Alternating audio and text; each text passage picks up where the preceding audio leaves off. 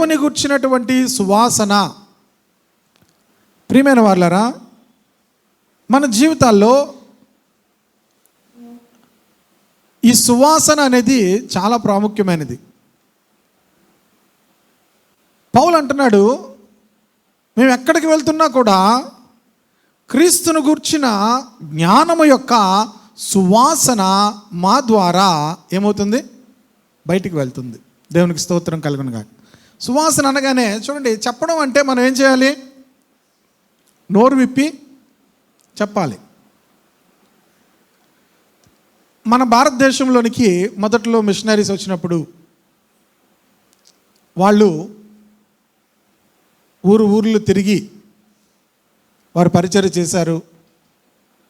ఎన్నో మరి ఆత్మలను వారు దేవుని యొద్దకి నడిపించగలిగారు.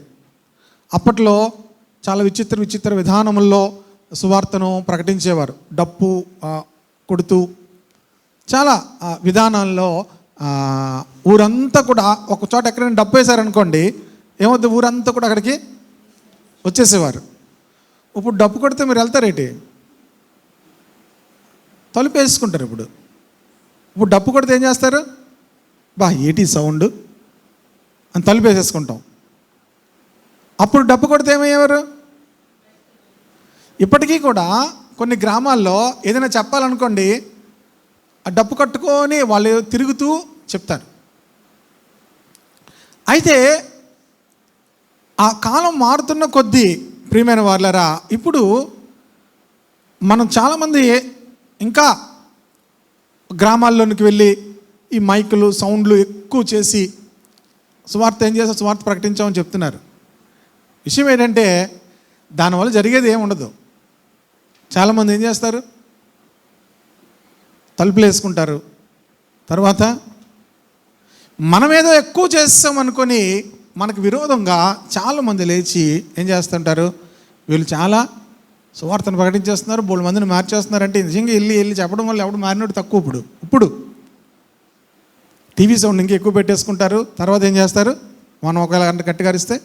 కానీ సువాసనను మాత్రం ఎవడూ ఆపలేడు. ముక్కు మూసుకోగలరా? చెవులు మూసుకుంటే మనం ఏం చేయగలం? ఉండగలం. ముక్కు మూసుకొని ఉండండి, ప్రయత్నం చేయకండి. ఇప్పుడేం ఎవరు ముక్కు మూసుకొని ఎంతసేపు ఉండగలం? ఉండలేం.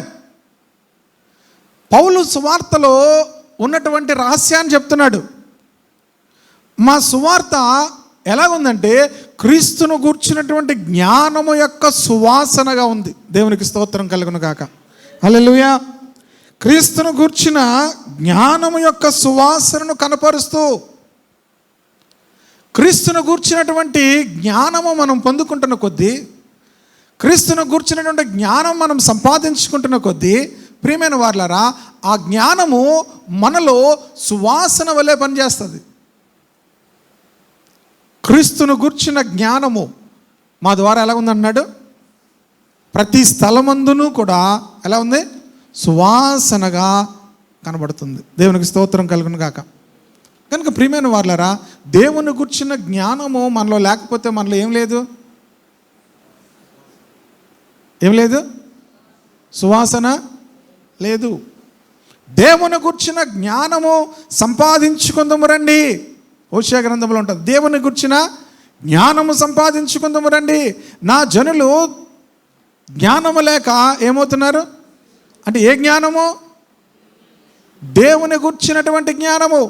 జ్ఞానం ఉంది, అన్ని రకాల జ్ఞానాలు ఉన్నాయి. కానీ దేవుని గూర్చినటువంటి జ్ఞానము, దేవుని గూర్చిన జ్ఞానము ప్రియమైన వారలారా మనలో సువాసన వలె అది పనిచేస్తుంది. ఆ జ్ఞానము, దేవుని జ్ఞానం మనం పొందుకున్నప్పుడు, పౌలు ఆ జ్ఞానము ఏదో బుక్కులు చదువుకోవడం ద్వారా పొందుకోలేదు. పౌలు ఎలా పొందుకున్నాడంటే, శ్రేష్టమైనటువంటి జ్ఞానం పొందుకున్న నిమిత్తము నేనేం చేశాను అన్నాడంటే, ఏం చేశానంటున్నాడు చూడండి. ఫిలిప్పీ పత్రిక 3వ అధ్యాయము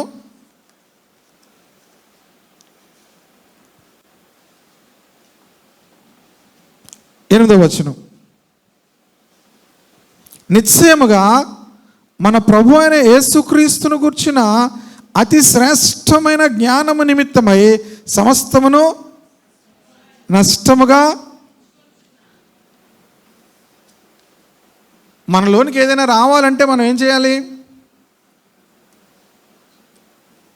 మనం ఖాళీ అవ్వాలి. ఏమవ్వాలి? మన ఇంట్లోకి ఏదో ఒక కొత్త వస్తువు మనం తెచ్చుకున్నాం. హాల్లోకి మంచి సోఫా సెట్ తెచ్చుకున్నారు. హాల్లో ఖాళీ లేదు. ఇప్పుడు ఆ సోఫా సెట్ ఎక్కడ పెట్టాలి? మేము పాత వేరొక ఇంట్లో ఉన్నప్పుడు, రెంట్కున్న ఆ ఇంట్లో ఉన్నప్పుడు పైన ఒకరు రెంట్కి వచ్చారు. వాళ్ళ సోఫా చాలా మంచి ఖరీదైనటువంటి టేక్వుడ్ అనమాట. ఖరీదైనటువంటి టేక్వుడ్. అది ఎక్కించడానికి మెట్ల దగ్గర అవ్వట్లే.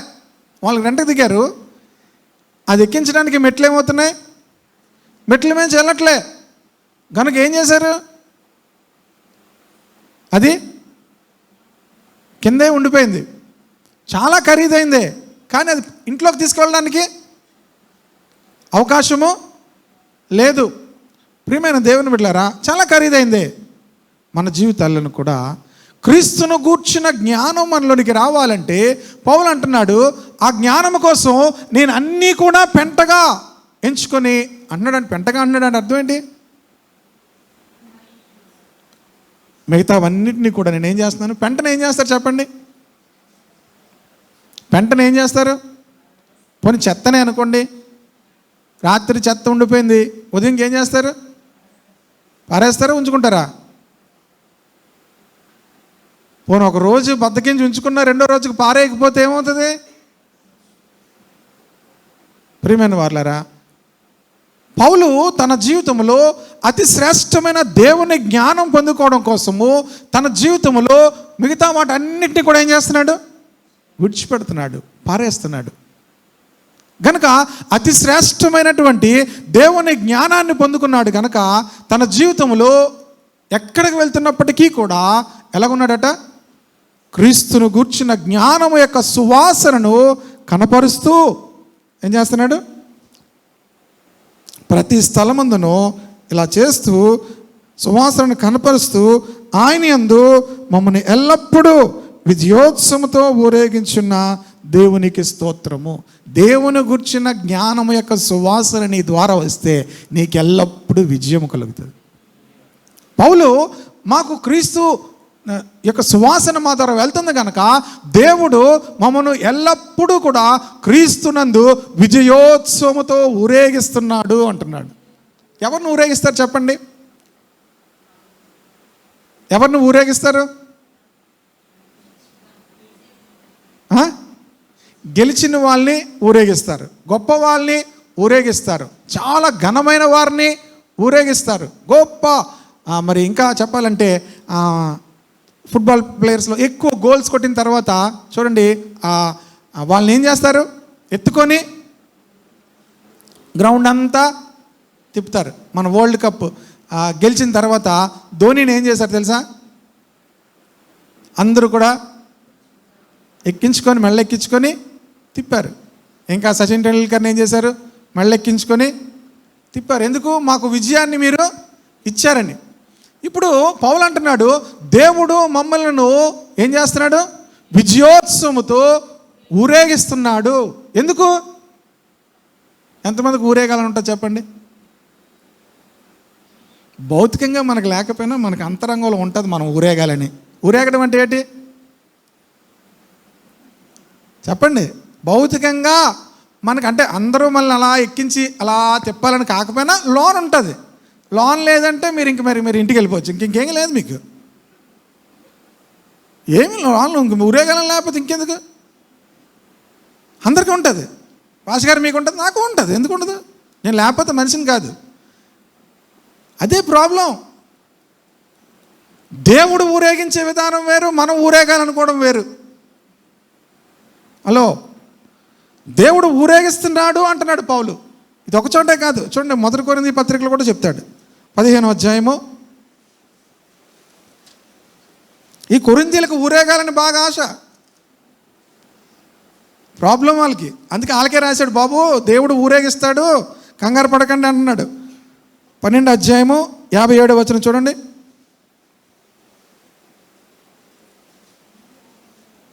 15వ అధ్యాయము 57వ వచనం. ఆయనను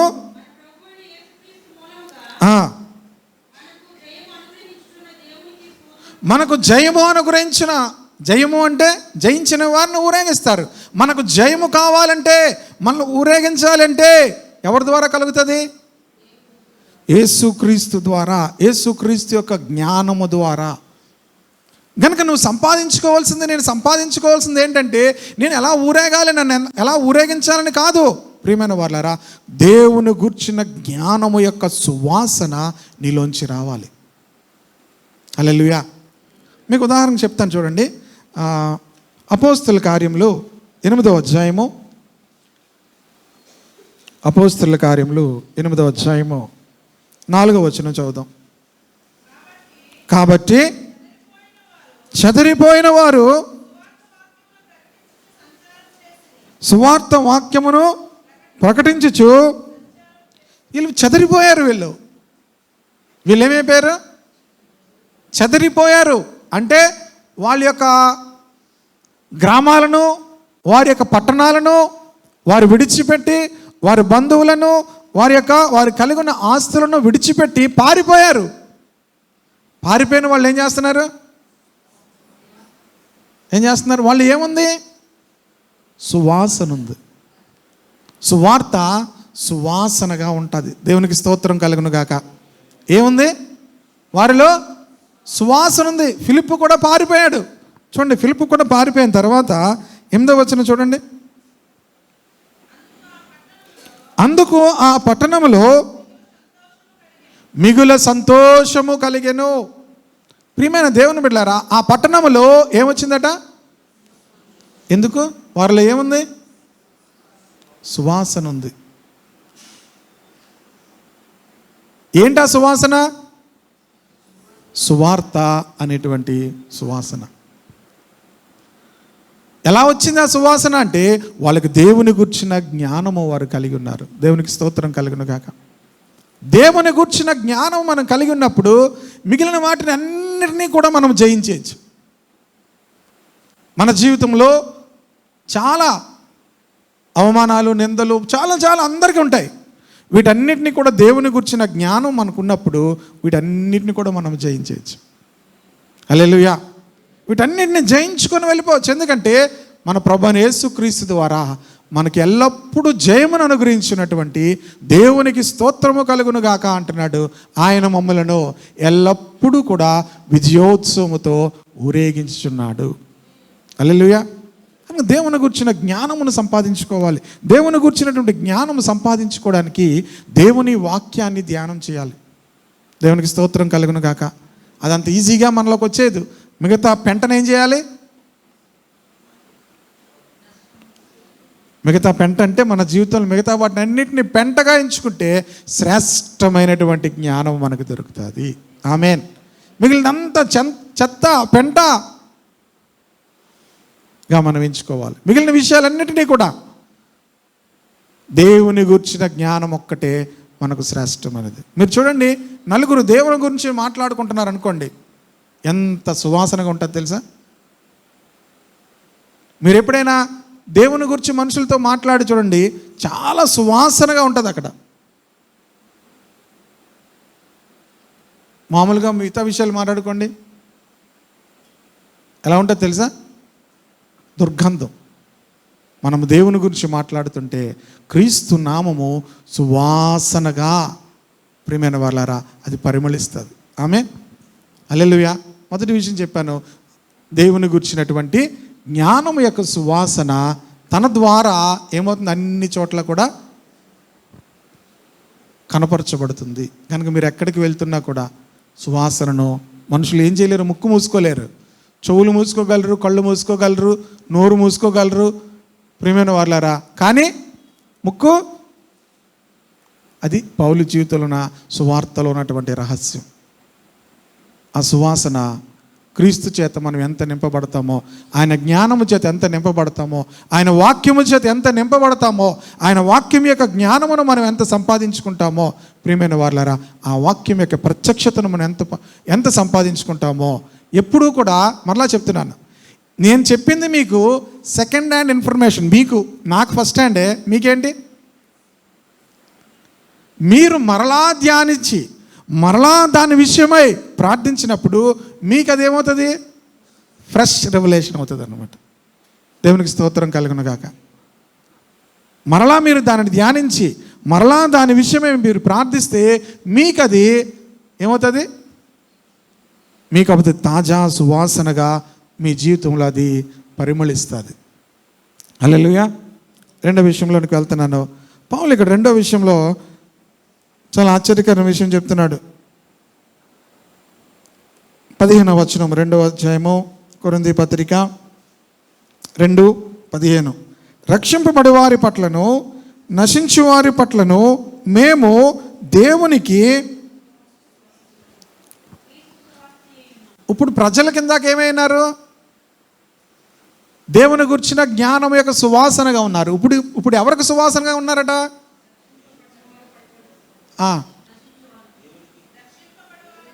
ఎవరికి ఉన్నారు? మళ్ళీ చదవడం కాదు, ఆన్సర్ చెప్పండి నాకు. ఇప్పుడు ఎవరికి సువాసనగా ఉన్నారు? ఇప్పుడు రక్షణ లేని వారికి ముందు చెప్పాడు, క్రీస్తునందు మమ్మల్ని ఎందుకు విజయోత్సవంలో ఊరేగిస్తున్నాడు అంటే, మేము మాలో దేవుని గురించిన జ్ఞానము మా ద్వారా కనపరచబడుతుంది కనుక సువాసన అనేది మా ద్వారా బయటకు వెళ్తుంది అన్నాడు అందరికీ. ఇప్పుడు ఎవరికి వెళ్తుంది సువాసన? క్రీస్తు కాదు, క్రీస్తు ద్వారా దేవునికి మనం ఏమైనాము? క్రీస్తు యొక్క సువాసన ఉన్నాము. దేవునికి క్రీస్తు యొక్క సువాసన ఉన్నాము. ఇది కొంచెం అర్థం చేసుకోవడం కష్టమే. దేవునికి మనం ఎలా కనబడాలట? ఎలా ఉండాలట? మనం క్రీస్తు యొక్క సువాసన అంటే క్రీస్తు చేసిన కార్యము మన జీవితంలో సంపూర్ణముగా జరుగుతున్నప్పుడు దేవునికి మన ద్వారా గొప్ప సువాసన వెళ్తుంది. హల్లెలూయా. దేవుడు మన ద్వారా సువాసన అనుభవిస్తే ఏం చేస్తాడు? ఇందాక మొట్టమొదటిది హనోకు చెప్పాడు. నోవహు 40 పగళ్ళు 40 రాత్రులు అంటే 40 దినాలు ఎక్కడున్నారు? ఆ ఓడలో వర్షం పడుతున్నప్పుడు ఉన్నారు. ఆ తరువాత 150 దినాలు ఆ ఓడలో ఉన్నారు వాళ్ళు. ఎన్ని దినాలు? 150 దినాలు ఓడలో ఉన్నారు. ఇప్పుడు 150 దినాలు ఓడలో ఉన్నారు. మళ్ళీ నీరు ఆరింది, మళ్ళీ దిగింది. ఇంకా ఈ దినాలన్నీ కూడా చాలా లెక్క పెట్టచ్చు. ఇప్పుడు ఆ లెక్కల కోసం కాదు, ఎక్కాల కోసం కాదు, ఇంకా ఎక్కువే ఉంటుంది. 200 దినాల పైనే వారు ఎక్కడికి రాలేదు? భూమి మీదకి రాలేదు. ఎక్కడున్నారు? ఓడలోనే ఉన్నారు. సరే, ఇప్పుడు ఓడ దిగారు. దిగ్గానే ఏం చేస్తారు? 200 రోజుల తర్వాత ఎక్కడికి వచ్చారు? మరలా భూమి మీదకి వచ్చారు ఓడలోంచి, ఆ చీకటిలో నుంచి. అప్పుడు అంత వెలుగు లేదు, ఆ ద్వారము తెరవబడ్డాయి, బయటకు వచ్చారు. రాగానే ఏం చేశారు?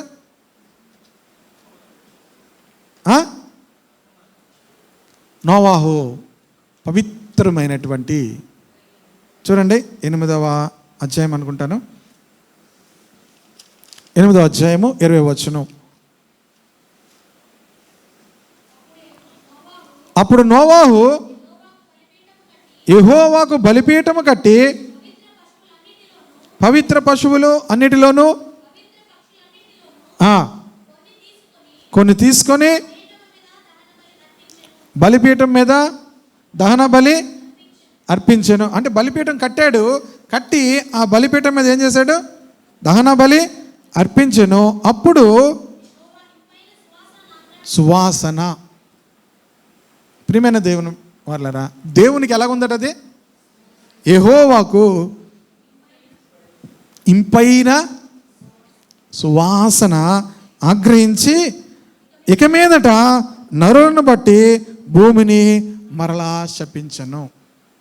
దేవునికి మన ద్వారా అలాంటి సువాసన వెళ్తే మన జీవితాల్లోకి శాపాలు ఉండవు. చాలాసార్లు శాపాలు ఎలా పోతాయని ఒక బుక్కు,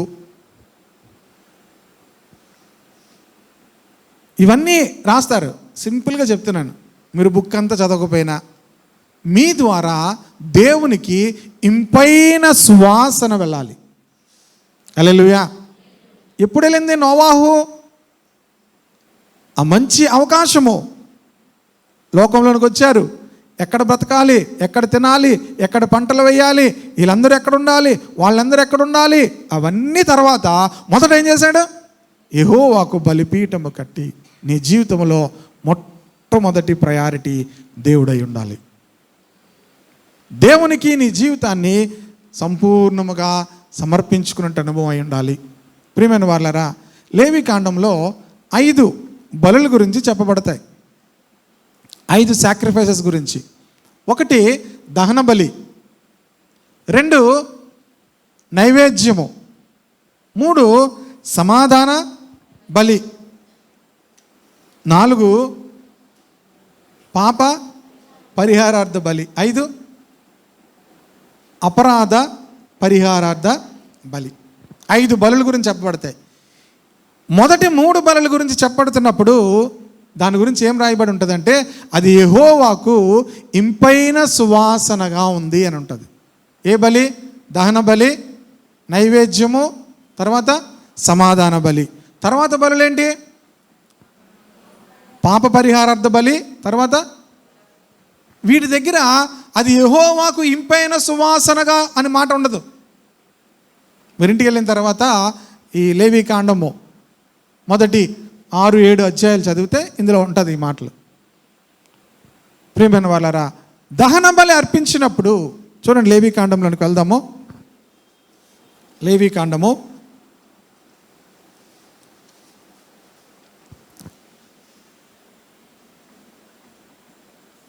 10 ఎలా అర్పించాలి ఇవన్నీ చెప్తూ దాంట్లో ఆ బలి ఎలా అర్పించాలంటే voluntary act of worship. Voluntary act of worship అంటే అర్థం ఏంటి? వాలంటరీ అంటే అర్థం ఏంటి? ఇప్పుడు ఇక్కడ ఎవరైనా ఏదైనా నాకు చేస్తున్నారనుకోండి, వాలంటరీగా వీళ్ళు పనిచేయడం అంటే అర్థం ఏంటి? ఇష్టపూర్వకముగా, లాభము ఆశించకుండా అంటే ఏదో దానివల్ల జీతము దొరుకుతుంది అనుకోకుండా దాన్ని ఏం చేయాలి? స్వతహాగా ఇష్టపూర్వకముగా చేసేదాన్ని ఏమంటారు? Voluntary act of worship. క్రైస్తవ జీవితంలో, మనందరి జీవితంలో కూడా వాలంటరీ యాక్ట్ ఆఫ్ వర్షిప్. క్రైస్తవ జీవితంలో ఈ దహన బలి ఏంటంటే, మనము సంతోషముతో ఏదో మనకు దొరుకుతుందని కాదు. ఆరాధనకి వెళ్ళి దేవుని ఆరాధిస్తే ఏం దొరుకుతుంది? దేవుడు మనలను ఆశీర్వదిస్తాడని కాదు. వాలంటరీ యాక్ట్ ఆఫ్ వర్షిప్, దహన బలి, అది దేవునికి ఎలా ఉందట? అది ఇంపైన సువాసనగా దేవునికి అది కనబడుతుందట. హల్లెలూయా, హల్లెలూయా. చూడండి, మొదటి అధ్యాయం చివరి మాటలో ఉంటుంది అది దహన బలి అనగా యెహోవాకు ఇంపైన సువాసన గల హోమము. మన జీవితాన్ని ప్రియమైన దేవుని బిడ్డలారా సంతోషముతో దేవునికి మనము అర్పించుకుంటున్నప్పుడు మనము ప్రియమైన వాళ్ళరా దేవునికి ఏం చేయాలి? అర్పించుకోవాలి. చాలాసార్లు మనము ఏ విధమైనటువంటి వాటికి అలవాటు పడిపోయామంటే, మన కోరికలు తీరడాన్ని బట్టి మన చక్కని మాటను మన గ్రూప్లో పెట్టాను నేను. చాలామంది కోరికలు తీరడాన్ని బట్టి ఏం చేస్తారు? దేవుడు నా జీవితంలో నా కోరికలన్నీ, ఒక ఆయన చక్కగా రాశాడు, 1000 కోరికలు తీరడం వల్ల వచ్చే సంతోషం కంటే ఒక కోరికను జయించడంలో గొప్ప సంతోషం ఉంటుంది అన్నాడు. హలో, అర్థమైంది ఏమైనా? 1000 కోరికలు మనము తీర్చుకునే దానిలో వచ్చే సంతోషము కంటే ఒక కోరికను జయించడంలో ఏమవుతుంది? Wilful offering. దేవునికి మనము ఇష్టపూర్వకముగా ప్రియమైన వాళ్ళారా మన జీవితాలను దేవునికి సమర్పించుకోవాలి. హల్లెలూయా. దేవుని ఎరిగిన తర్వాత, దేవుని ప్రేమను ఎరిగిన తర్వాత ఆయనకు మనం ఇష్టపూర్వకముగా మన జీవితాన్ని సమర్పించుకుంటూ, ఇష్టపూర్వకముగా మన జీవితంలో దేవునికి ఇష్టం లేని వాటన్నిటిని తీసివేసుకుంటూ ఆయనకు సమర్పించుకుంటాం కదా, అప్పుడు అది దహన బలి. ఇంగ్లీష్ బైబిల్లో ప్రియమైన వాళ్ళారా రోమన్స్ 12 చాప్టర్లో ఏముంటుందంటే దాన్ని ఏమంటారంటే సజీవ యాగముగా, లివింగ్ సాక్రిఫైస్. సజీవ యాగముగా మనము దేవునికి మనం అర్పించుకుంటున్నప్పుడు అది నిజమైనటువంటి ఆరాధన, దేవునికి సువాసనగా. ఇప్పుడు నోవాహు ఏం చేస్తున్నాడు? సజీవ యాగముగా పవిత్రమైనటువంటి పక్షుల్లో నుంచి తీసుకొచ్చి ఏం చేస్తున్నాడు? దేవునికి అర్పిస్తున్నాడు.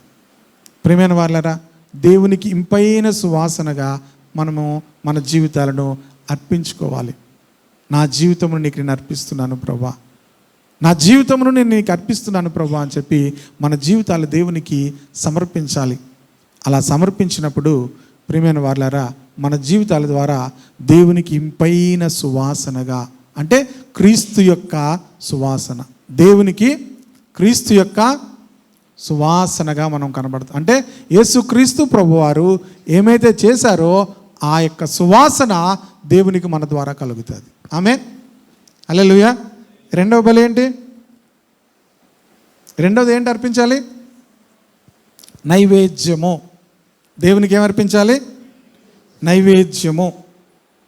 ఇది కూడా వాలంటరీ యాక్ట్ ఆఫ్ వర్షిప్. నైవేద్యము కూడా ఏం చేయాలి? దేవునికి సంతోషముతో విల్ఫుల్గా అర్పించాలి. దాంట్లో ఉన్న కొన్ని మాటలు మీకు చూపిస్తాను చూడండి. 2వ అధ్యాయము 11వ వచనము, లేవి కాండము 2వ అధ్యాయము 11వ వచనము.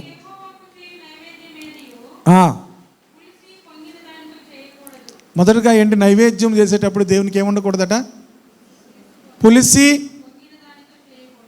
పులిసి పొంగిన దానితో చేయకూడదు, పులుపు ఉండకూడదు.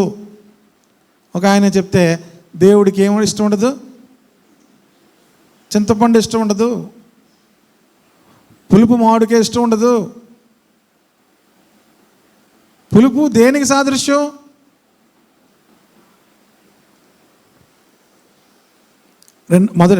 మొదటి కొరింథీ పత్రిక 5వ అధ్యాయము, మొదటి కొరింథీ పత్రిక 5వ అధ్యాయము, మీరు పులిసిన పిండితోనైనను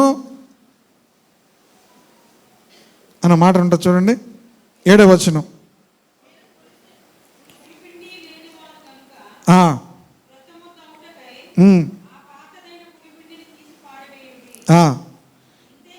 ఇంతేకాక క్రీస్తు అను మన పస్కా పశువు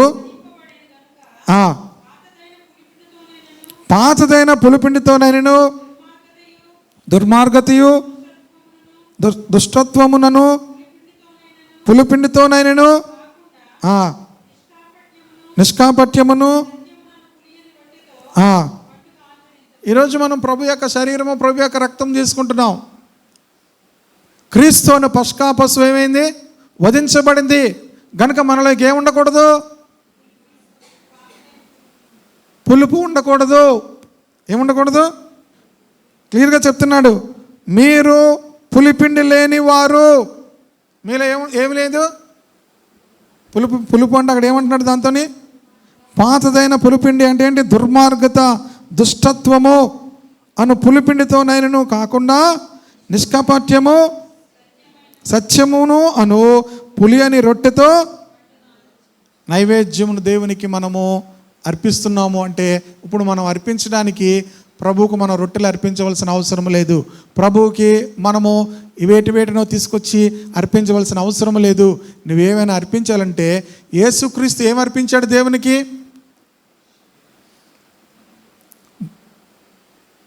బలులను, దహన బలులను నీకు ఇష్టమైనవి కావు కానీ విరిగి నలిగిన హృదయమున అని చెప్పి కిందనే ఉంటాడు, దేవా ఇదిగో నాకు ఒక శరీరమును అమర్చితివి, ఆ శరీరము నేను నీకు అర్పిస్తున్నాను.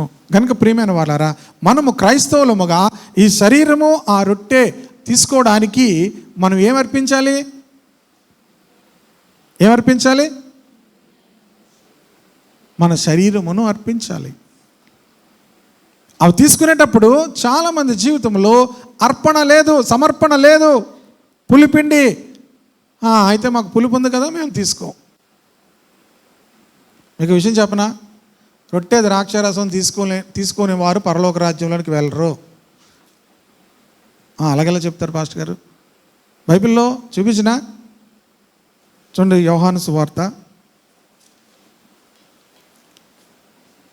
6వ అధ్యాయము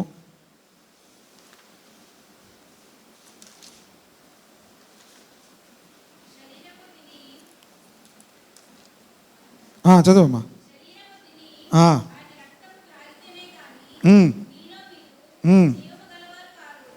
53వ వచనం.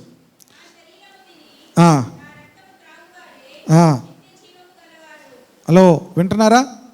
6వ అధ్యాయము 53వ వచనం. కావున యేసు ఇట్లనెను, మీరు మనుష్య కుమారుని శరీరము తిని ఆయన రక్తము త్రాగితేనే గాని మీలో మీరు, నా శరీరము తిని నా రక్తము త్రాగువాడే అంచె దినమున నేను. హలో, మిగతా వాళ్ళు అందరూ లేయిస్తారు, మీరు లేవరు. ఎందుకంటే మీ సమాధి కట్టేసారు అనుకోండి, కాంక్రీట్ బాగా వేసేసి కట్టేశారు అనుకోండి, మీరు లెగరు. అందుకని కాంక్రీట్లు అవి కట్టకండి, స్థలాలు లేవు.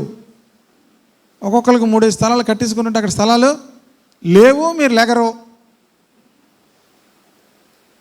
ప్రియమైన దేవుని బిడ్డలారా, ఇక్కడ ఏమంటున్నాడు? నా శరీరము తిని నా రక్తము త్రాగువాడే నిత్య జీవం గలవాడు అంచె దినమున నేను. అంటే నా శరీరము నా రక్తము ఎవరిలో ఉంటుందో వారిని నేను లేపుతాను. మరి మీరు ఉందా?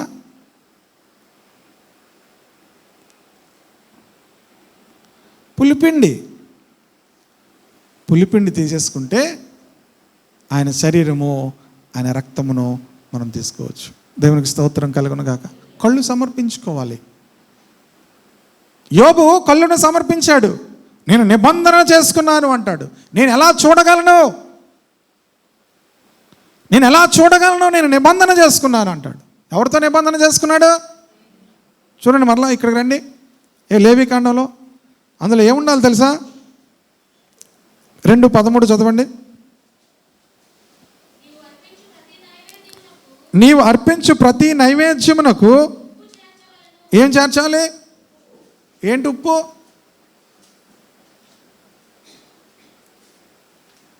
ఉప్పు నిబంధనకు గుర్తు. మీరు ఇంకా కింద చదువుతుంటా చూడండి. నీవు నీ దేవుని నిబంధన యొక్క దేవునితో నిబంధన ఉండాలి. క్రైస్తవ జీవితము ప్రియమైన వారలారా, దేవునితో నిబంధన ఉండాలి. ప్రభువా, నా కళ్ళుతో నేను నిబంధన చేసుకుంటున్నాను.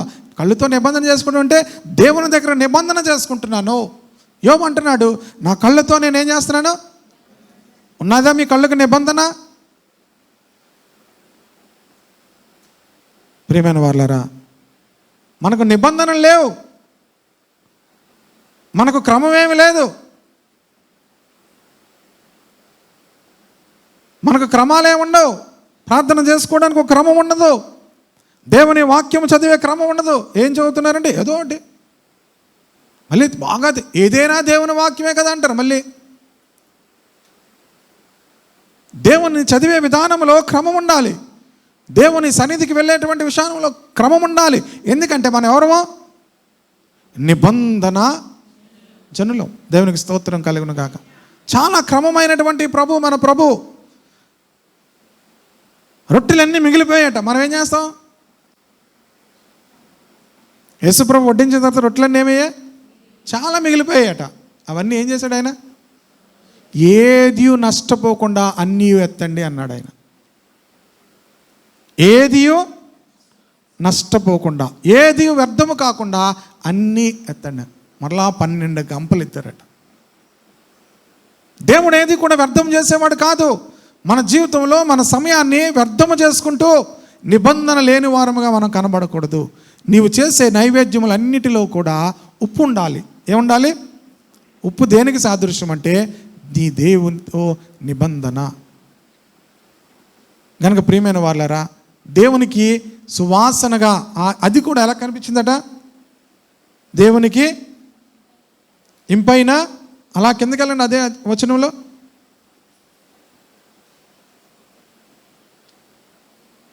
లేవికాండంలో 13 తర్వాత అలా కిందకెళ్ళండి.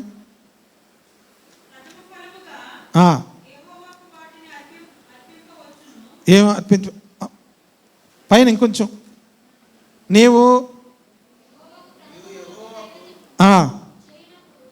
నీవు యెహోవాకు ప్రథమ ఫలముల నైవేద్యము చేయనప్పుడు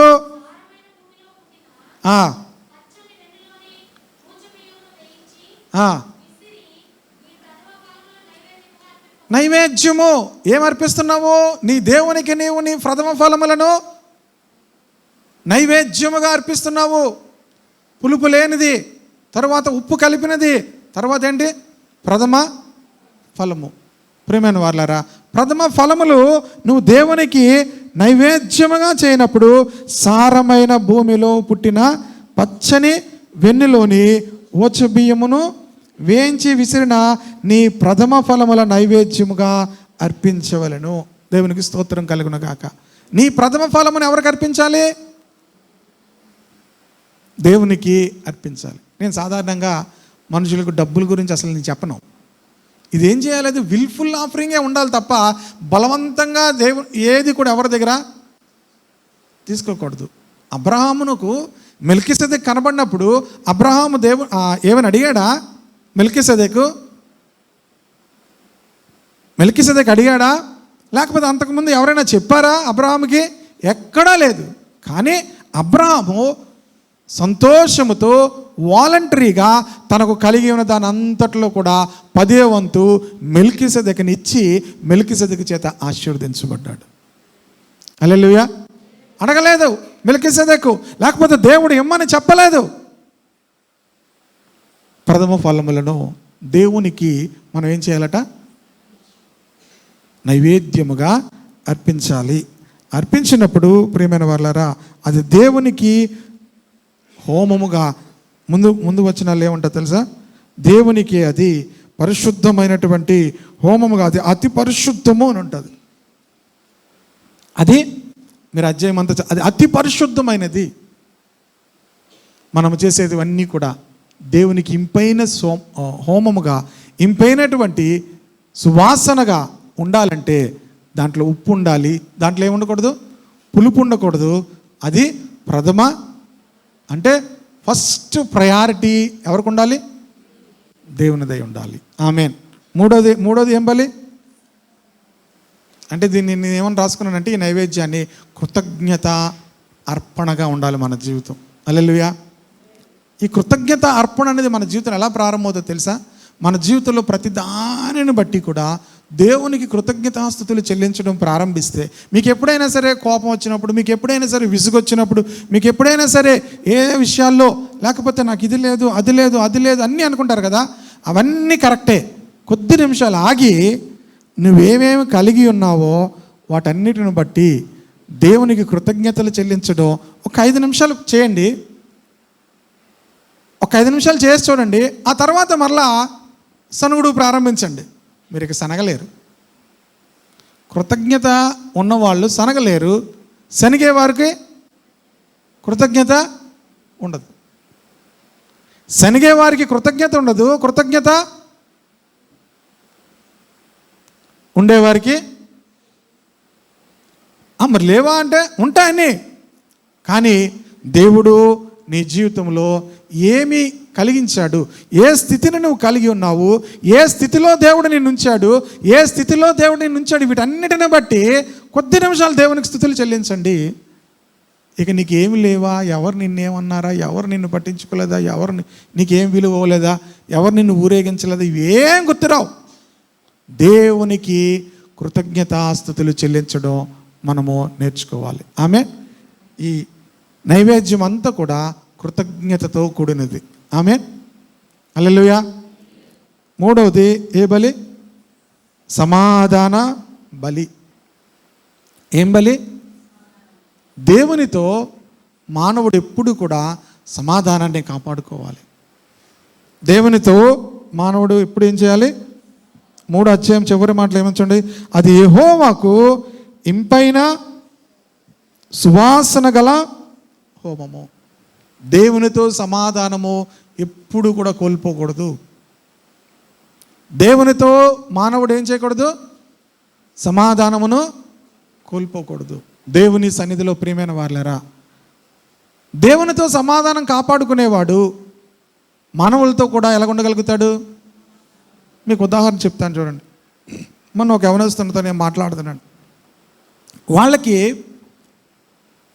తెలిసిన ఒక ఆయన చాలా దూషించి చాలా అవమానంగా మాట్లాడి పబ్లిక్లో బహిరంగంగా అందరూ చూస్తుండగా, బహిరంగంగా అందరూ వింటుండగా చాలా అవమానపరిచాడు.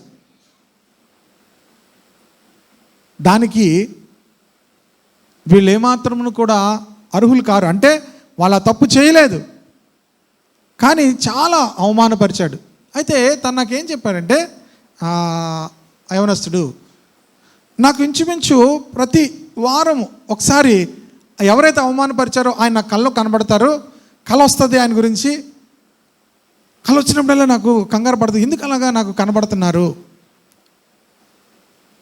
నేను అన్నాను, ఒకవేళ ఆయన చేసిన దాని గురించి నీ హృదయంలో బాధ ఉందేమో, ఆ బాధను నువ్వు తీసేసుకోవాలి. ఏం చేయాలి?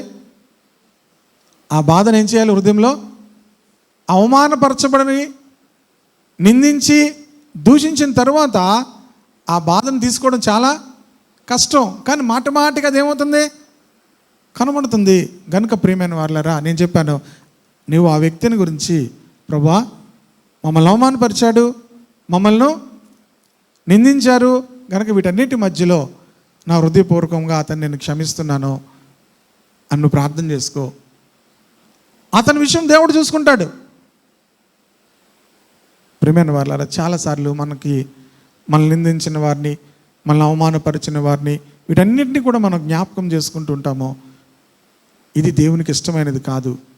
మనము దేవునితో సమాధానము కలిగి ఉంటే మన హృదయంలో ఎవరి గురించినటువంటి బాధ కూడా ఉండకూడదు. ఆమె హల్లెలూయా.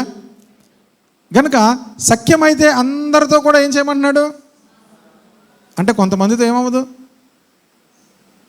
అందుకే అన్నాడు సఖ్యమైతే, అంటే నీ వలనైతే అందరితో కూడా ఏమన్నాడు? సమాధానము కలిగి ఉండు. అవ్వపోతే ఎవరి గురించిన బాధ కూడా నీ హృదయంలో ఉంచుకోకూడదు. దేవునికి స్తోత్రం కలుగును గాక. హల్లెలూయా. అది మొదటిది, సమాధాన బలిలో. రెండవది 16వ వచనం చదువుదాం. యాజకుడు బలిపీఠం మీద, అందరు చెప్పండి, క్రొవ్వు అంతయు. ఈ సమాధాన బలిలో ఉన్న ప్రత్యేకత ఏంటంటే, కొవ్వు అంతయు ఎవరికి ఇచ్చేయాలట? బాగా కొవ్వెక్కిపోయిందండి అని అడిగి అంటారు కదా. ఎప్పుడు అంటారు? ఎప్పుడంటారు చెప్పండి? ఆడికి బాగా కొవ్వెక్కింది బాబు అంటారు కదా. లావు గున్న వాళ్ళని బట్టి అనరు, సన్నంగా ఉన్న వాళ్ళని బట్టి అనరు. వాళ్ళకి ఇలా టెస్ట్ చేసి, బ్లడ్ టెస్ట్ చేసి వాళ్ళు కొలెస్ట్రాల్ ఎక్కువ ఉందని దాన్ని బట్టి అనరు. ఎప్పుడు అంటారు కొవ్వు ఎక్కువైందని? వాళ్ళ ప్రవర్తనను బట్టి ఏమంటారు? వాడికి ఈ మధ్య ఏమెక్కిపోయింది బాగా, అసలు కొవ్వు ఉండకూడదని బైబిల్. కొవ్వు అంతా ఎవరికి ఇచ్చేయాలట? కొవ్వు అంతా దేవునికి ఇచ్చేయాలి. మనకి ఎక్కువైపోతుంది. ఎవరికి ఇవ్వాలట? కొవ్వంతయు ఏహో. అది అంటే మనలో ఏముండకూడదు చెప్పండి, అందరూ ఏముండకూడదు? గట్టి చెప్పండి. కొవ్వు ఉండకూడదు, కొవ్వు ఎక్కువైపోయింది అనే మాట ఉండకూడదు. దేవునికి స్తోత్రం కలుగును గాక. హల్లెలూయా. ఎవరు కూడా ఏమనకూడదు, కొవ్వు ఎక్కువైపోయింది. ఒకవేళ అన్నారు అనుకోండి, మీరు ఒకవేళ అంటారు, మీరు వెంటనే దేవుని దగ్గరికి వెళ్ళి, ప్రభా కొవ్వు అంతా తీసి కాదు, తీస్తే నీదే ప్రభా, ఇంక నాలో ఉండకూడదు, ఇది ఇలా మాట రాకూడదు. దేవునికి ప్రియమైన వారులారా, మన జీవితంలో ఎలాంటి కొవ్వు లేని వారముగా మనం దేవునికి అర్పించు. అంత దేవునికి కొవ్వు ఇచ్చేసి మనం ఎలా ఉండాలి? దీనులముగా మారాలి. ఆమేన్. సమాధాన బలి ఇది యెహోవాకు ఇంపైన సువాసన. దహన బలి యెహోవాకు ఇంపైన సువాసన మన జీవితాల్లో ప్రియమైన వాళ్ళారా మనము దేవునికి అర్పించుకుంటున్నప్పుడు అది దేవునికి ఇంపైన సువాసనగా ఉంటుంది. ఇంకా తర్వాత మన నైవేద్యములు, మనం దేవుని పట్ల చూపించే కృతజ్ఞత. ప్రభు నా కొరకు మరణించాడు, నాలో ఏముండకూడదుక క్రీస్తు అనే పస్కా బలి పశువు వధించబడింది కనుక ఇక నాలో పులుపు ఉండకూడదు. మీరు పులుపిండి లేని వారుగా ఉండాలి. దేవునికి స్తోత్రం కలుగును గాక. పులుపు దేనికి సాదృశ్యం అంటే పాపానికి, దుష్టత్వానికి సాదృశ్యము. మూడోది ఇంకేం చెప్పాను? నిబంధన. ఉప్పు ఉండాలి. దాంట్లో ఏముండాలి? ఉప్పు ఉండాలి. ఉప్పు దేనికి సాదృశ్యం? నిబంధనకు. అంటే మనము దేవునితో నిబంధన చేసుకోవాలి. ఇది నేను ఎలా చేయగలను, దీన్ని నేను ఎలా ముట్టగలను, దీని దగ్గరికి నేను ఎలా వెళ్ళగలను? ప్రియమైన వాళ్ళారా, మనం అమ్మ ఎలాగొచ్చి ముందుకు వచ్చాను, దీన్ని నేను ఎలా ముట్టగలను, దీన్ని నేను ఎలా చేయగలను? నేనేం చేసుకున్నాను? దేవునితో నిబంధన చేసుకున్నాను. ఉందా నిబంధన ఏమైనా? మనకు నిబంధన లేవు, మనకు కట్లు లేవు. మనకేం లేవు? కట్లు లేవు. తెలుగు బైబిల్ ఏమని తెలుసా? దేవోక్తి లేని ఎడల జనులు ఎలా ఉంటారట? కట్టు లేక తిరుగుదురు. Where there is no vision their people will perish అని ఇంగ్లీష్లో ఉంటారు. నిబంధన ఉండాలి దేవునితో, కళ్ళతో నిబంధన ఉండాలి. ఈ నిబంధన క్రైస్తవుల్లో ఉంటే వారు ఎప్పుడు పడిపోరు. ఏమి లేదు నిబంధన, దేవుని దగ్గర నిబంధన చేసుకోలేదు.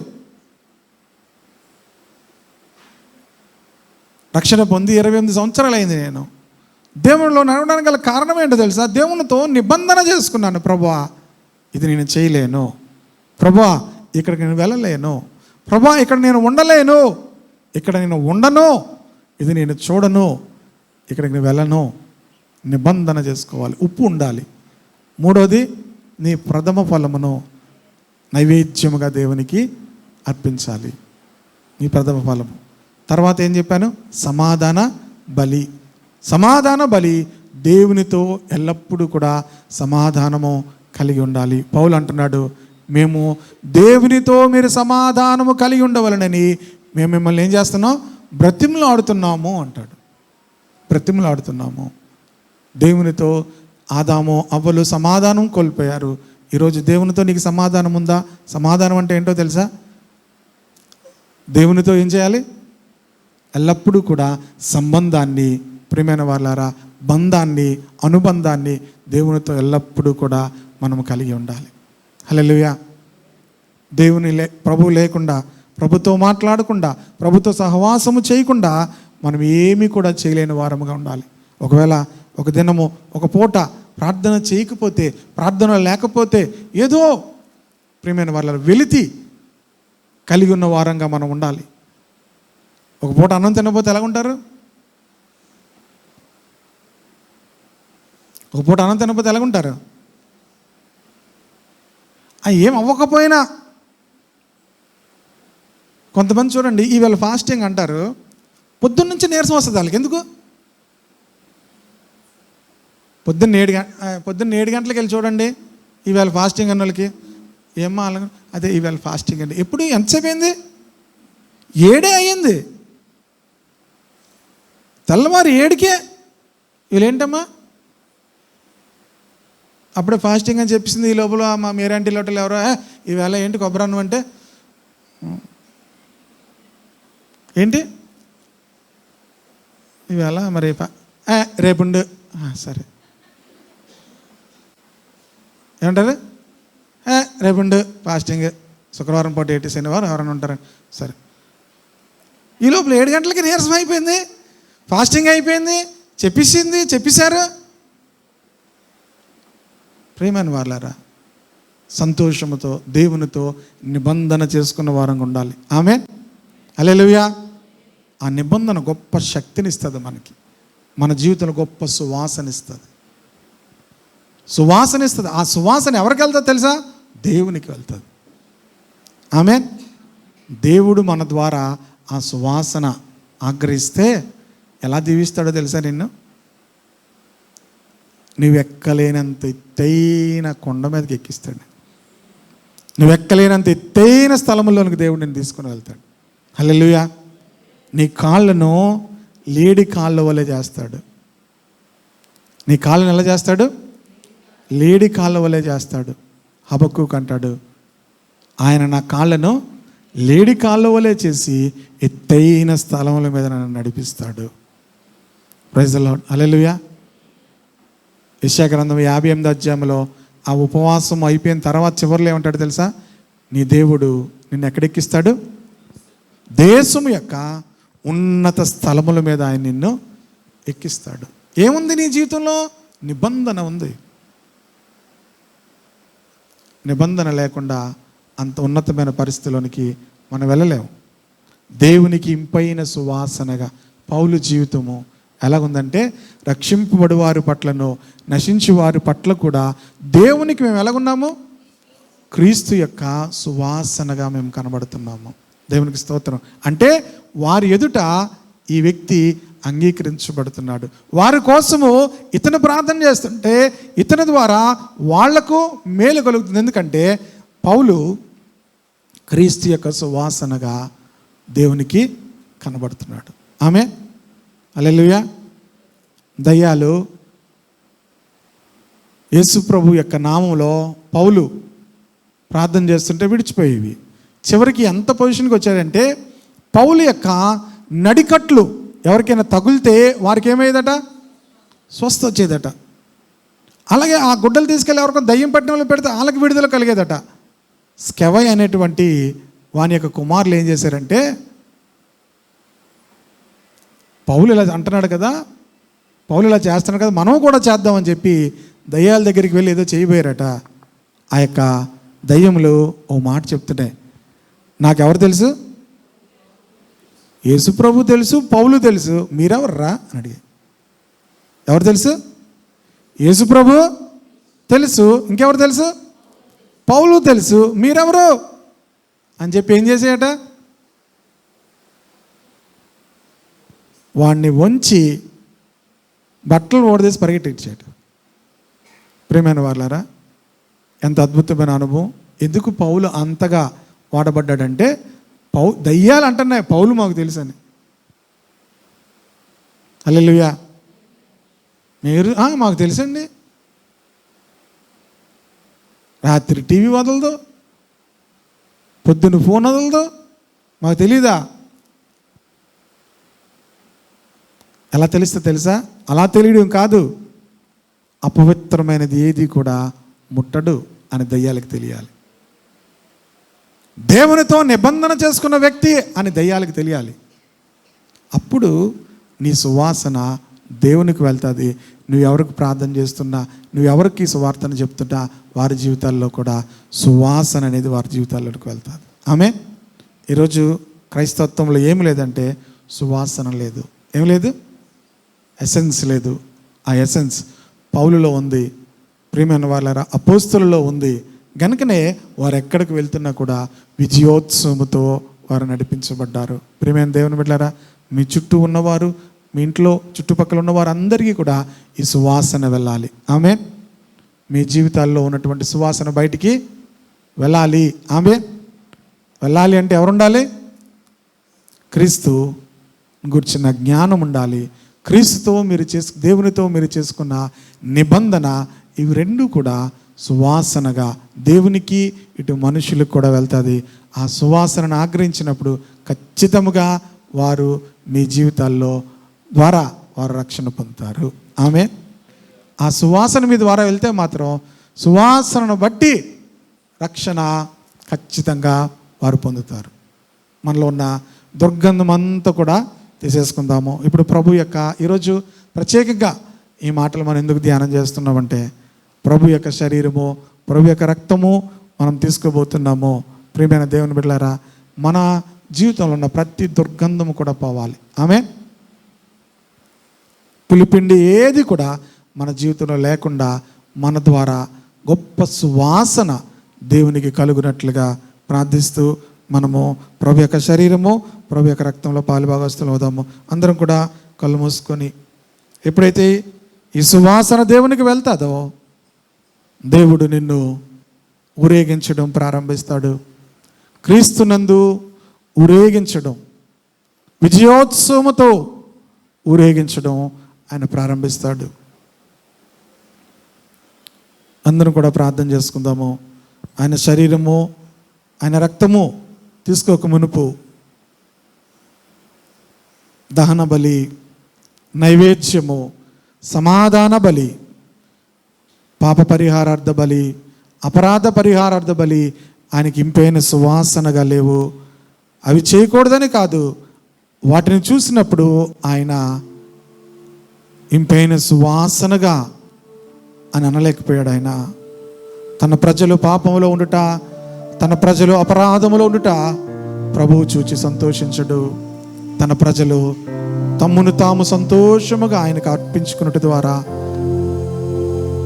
తమ్మును తాము కృతజ్ఞత కలిగిన వారే, పులిపిండి లేని వారే, దేవునితో నిబంధన చేసుకున్న వారే, దేవునికి కృతజ్ఞత అర్పణలు అర్పించిన వారే, వారి జీవితాలను, వారి సమస్తమును సమర్పించుకున్న వారు, దేవునితో సమాధానము కలిగిన వారు, సఖ్యమైతే మనుషులందరితో సమాధానము కలిగి ఉండేవారు, క్రొవ్వంతయు కూడా దేవునికి అర్పించేవారు, దేవునికి పైన సువాసనగా ఉంటారు. ప్రార్థన చేసుకుందాము. ప్రభువా, మా జీవితాల్లో ఇంపైన సువాసన, సువార్త సువాసన, క్రీస్తు సువాసన కనబడినట్లుగా సహాయం చేయండి. మా జీవితాలు మరొకసారి అర్పించుకుంటున్నాం తండ్రి.